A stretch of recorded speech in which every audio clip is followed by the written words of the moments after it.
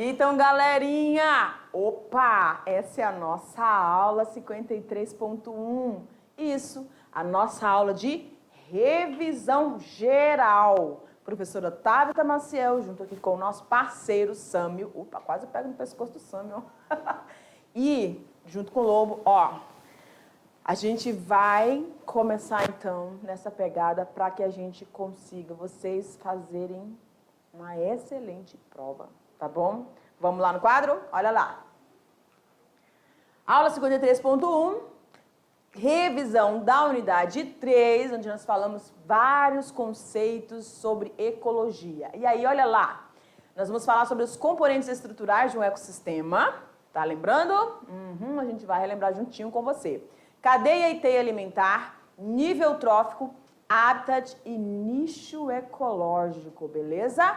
Então, a caneta aí em mãos, tá bom? Pra gente vai aí nessa pancada aí pra gente relembrar. Galera, aula 38.1, que a gente falou sobre ecossistemas e esses componentes do ecossistema. Então, vamos focar agora o que a gente precisa realmente internalizar desse conteúdo. Ecossistema, qual é a importância desse ambiente?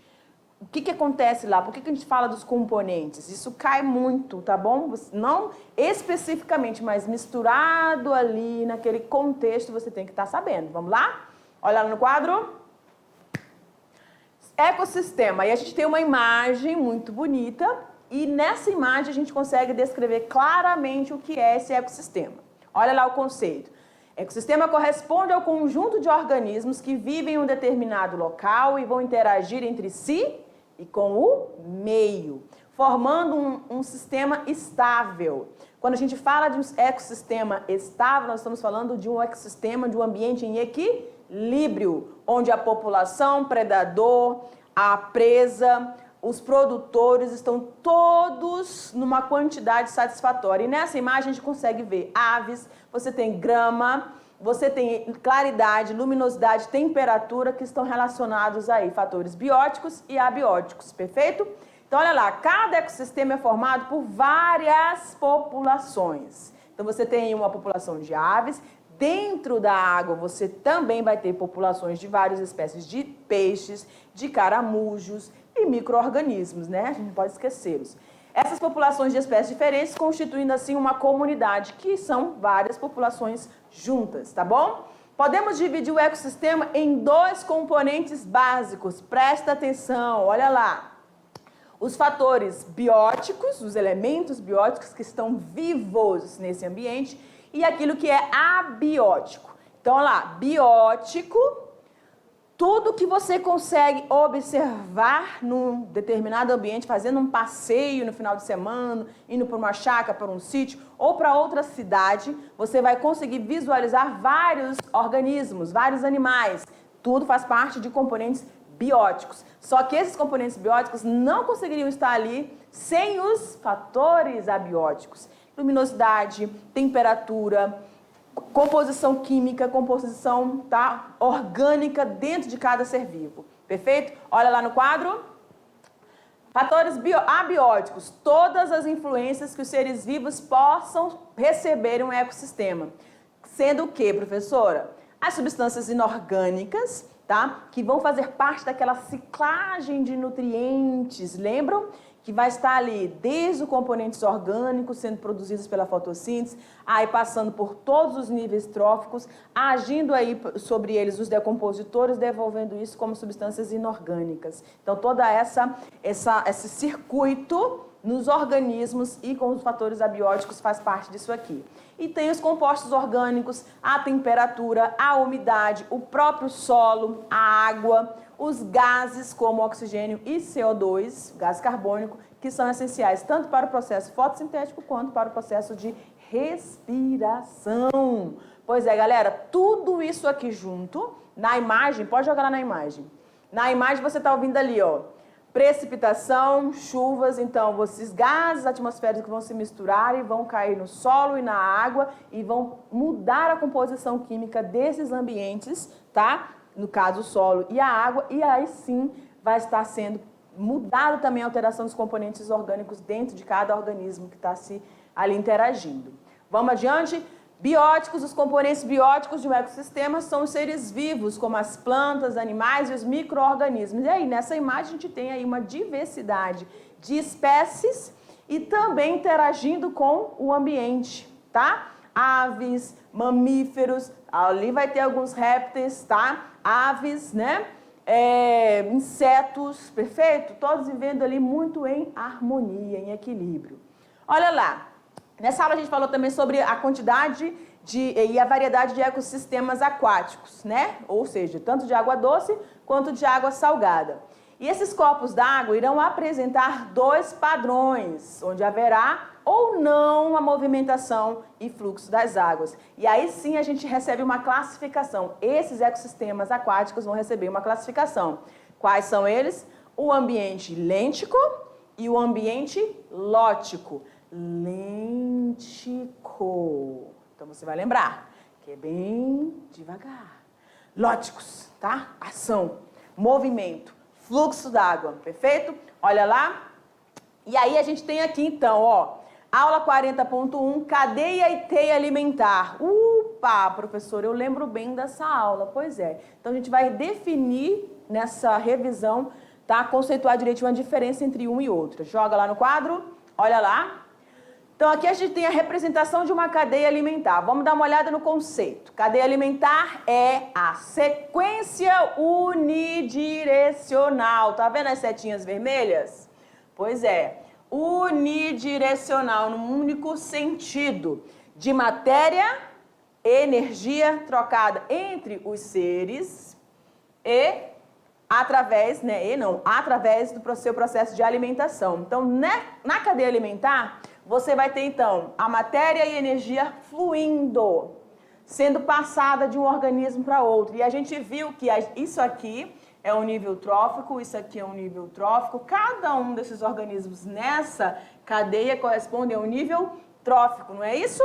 Ok. E a gente viu que a cadeia alimentar ela começa com produtores, e aí tem vários consumidores de primário, secundário, terciário, ou de primeira, segunda, terceira ordem. E aí você vai ter os decompositores, que não estão representados aqui, mas temos os decompositores, tá bom? Não vai esquecer deles, não. Então, toda essa matéria que flui no organismos desses seres vivos dentro da cadeia alimentar, através da alimentação, você vai ter, então, o processo da cadeia alimentar. Tem que ter o início, tem que fluir essa matéria e a energia. A gente lembra que a matéria ela vai diminuindo de um nível trófico para outro. A gente vai falar de nível trófico também, tá bom? Agora vamos lá dar uma olhada no próximo slide. A cadeia alimentar ela é composta por 3 principais grupos de seres vivos: produtores, consumidores, decompositores. Na nossa imagem anterior não tinha os decompositores, mas você acrescenta ele ali, porque não pode deixar de ter. Os níveis tróficos podem continuar sucessivamente, mas como a energia é perdida a cada nova transmissão, o que vai acontecer? Que a gente frisou isso muito bem na aula. Normalmente ela vai parar aqui, ó, no 4º nível trófico. Muito dificilmente você vai ter um 5º nível trófico nas representações aí, nas provas, avaliações que você vê. Por quê? Esse 5º nível trófico, a quantidade de energia já está muito baixa. Então não seria muito viável, não é muito interessante. Lembra que todas as atividades que um organismo faz no seu habitat, dentro do seu ecossistema, tem a ver com a energia. Ele vai pensar se ele vai investir essa energia ou não, tá bom? Pensa nisso. Olha lá no quadro. Então nós temos as cadeias alimentares que são representadas de acordo com o ecossistema. Então, em relação a isso, nós vamos ter cadeia alimentar aquática, a cadeia alimentar terrestre e a cadeia alimentar humana. Perfeito, prof. Vamos lá então. Cadeia alimentar aquática. Ela está relacionada, então, ao ambiente aquático, e aí a gente tem uma diversidade diferente. Nós vamos começar os produtores, então vão ser o fitoplâncton, consumidores primários, o zooplâncton, e vamos ter peixes, crustáceos aí interagindo, fazendo parte dessa cadeia, e os decompositores também, que também tem bactérias e fungos na água. Aí nós temos a cadeia alimentar terrestre, onde a gente conhece bem, a gente viu a imagem anterior, né? Capim, grama, qualquer vegetal vai iniciar essa cadeia e os consumidores primários, que são os herbívoros, vão dar continuidade, passando de segunda ordem, terceira ordem, até chegar nos decompositores. Na cadeia alimentar humana, nós estamos inseridos nela, como animais onívoros que somos, nos alimentamos tanto de plantas, né, vegetais, quanto de carne animal. Então, nós podemos estar ocupando o espaço aí de consumidor primário ou também secundário, tá bom? Vamos seguindo. Na teia alimentar, o que a gente tem? As interligações entre várias cadeias, elas representam de fato o que ocorre na natureza, pois demonstram diversas relações existentes entre elas. Então, as teias alimentares são esse agrupamento, essa organização que existe naturalmente nos ambientes. E aí, um animal servindo de alimento para o outro, permitindo essa fluxibilidade, né, ou fluidez da matéria e da energia, equilibrando esse espaço. Perfeito? Não se esqueçam nunca.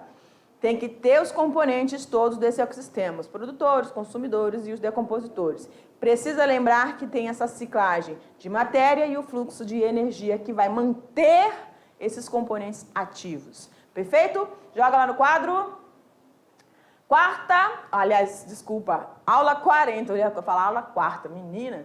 Nível trófico e os tipos de nível tróficos. Opa, vamos lá. Então, o que é um nível trófico, professora? A senhora mostrou lá na imagem anterior a cadeia alimentar, mas o que é? Cada um desses pilares dessa pirâmide aqui é um nível trófico. E o que eles representam? Um agrupamento de animais que têm o mesmo hábito alimentar. Carnívoros de topo, né? Aí nós vamos ter os consumidores de terceira, segunda ordem, nós vamos ter os animais herbívoros e nós vamos ter os produtores. Perfeito? Então, olha lá.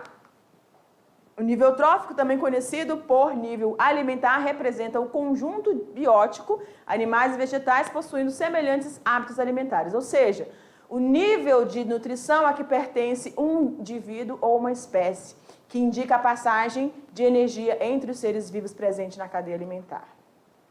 Cada etapa de uma cadeia alimentar é chamada de nível trófico. Podemos classificar esses níveis em 3 tipos: os produtores, os consumidores e os decompositores, tá bom? Vamos lá? Correto, perfeito. Seguindo, vamos embora. Aula 42, habitat e nicho ecológico. Então, nós vamos frisar aqui o que é realmente um habitat, porque tem relação com o ecossistema. O que será que diferencia? E o que é um nicho ecológico? Não é lixo, hein? É nicho. Habitat é um local específico ou região onde se desenvolveu ou vivem seres vivos de forma organizada. E para que haja essa organização, esses organismos precisam ter os seus nichos. Então, a gente frisou durante a aula, numa mesma árvore, você pode ter vários organismos. Por que eles não se degradeiam entre eles, né? Por que eles não brigam entre eles, entram em atrito direto? Porque cada um tem o seu nicho, tem o seu hábito alimentar, sim, tem o seu período reprodutivo, tem o seu período de atividade, ele gosta de dar o seu passeio, ou ele fica mais ativo durante a tarde, durante a noite ou durante o dia. Tranquilo? Segue no quadro.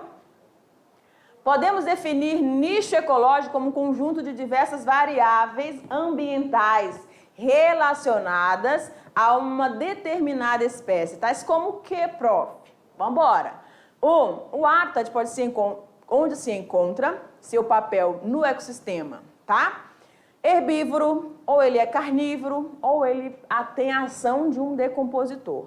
Então, dependendo da sua posição em relação ao seu habitat, ele vai ter uma ocupação, tá?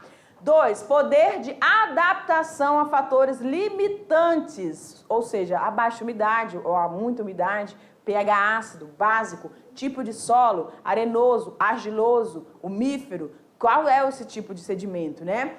3, necessidades de reprodução, precisa de toca, precisa de estar de um parceiro em determinado período do ano, precisa de espaço, precisa de um ninhal, né, que a gente chama. O que essa espécie, pode vir para cá para mim, por favor? O que essa espécie, então, está precisando, né? E aí a gente vai focando nesses tipos, habitação, o tipo de hábito alimentar, o tipo de reprodução, para que essas espécies consigam se adequar a cada um dos seus períodos de atividade, formando um nicho ecológico. Joga lá no quadro. Não vá confundir habitat e nicho ecológico, tá? Então, se você ainda está aí com alguma dúvida, anota aí. O habitat é o local onde a espécie vive. Aí você imagina aqui, onde a espécie vive, aí você lembra que você tem uma casa, não é? Localizada num determinado bairro. Então, essa é a sua casa, esse é o seu espaço, esse é o seu habitat. Cada espécie vai ter o seu habitat. Tem espécies que elas são restritas àquele habitat. Se você perde eles, aliás, se eles perdem esse habitat, eles podem entrar em extinção. O nicho ecológico é a função que a espécie desenvolve no local. Lá, quando você está na sua casa, você tem uma interação com a sua família. Você vai trabalhar, não é? Você vai estudar, você vai a alguns lugares e você interage de forma diferente. Tem gente que é mais noturno, tem gente que é mais diurno. E aí, por aí vai, tá bom? Então, olha só, galera.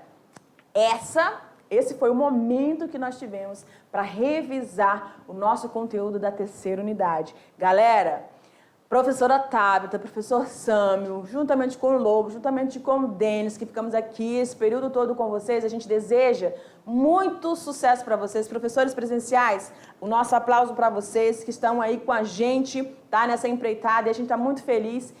Faz um favor, por favor, se for possível, faz aquela fotinha com a sua turma, que eles estão se despedindo, né? Estão terminando o ensino médio. Faz aquela foto, manda pra gente, a gente vai ficar muito feliz em conhecer. De repente a gente vê esses rostinhos por aí e a gente vai se lembrar. Fala, nossa, eu conheço esse rostinho, né? E a gente vai ficar muito feliz, viu? Eu e o professor Silvio Santos, muito felizes vamos ficar, tá bom? Então a gente vai se despedindo aqui. Muito sucesso para vocês. A aula de biologia vai encerrando, mas a gente vai se encontrar com certeza por aí, tá bom? Parabéns para todos que chegaram até aqui, galera. Muito sucesso, Enem na veia. Beijo, galera. Tchau, tchau.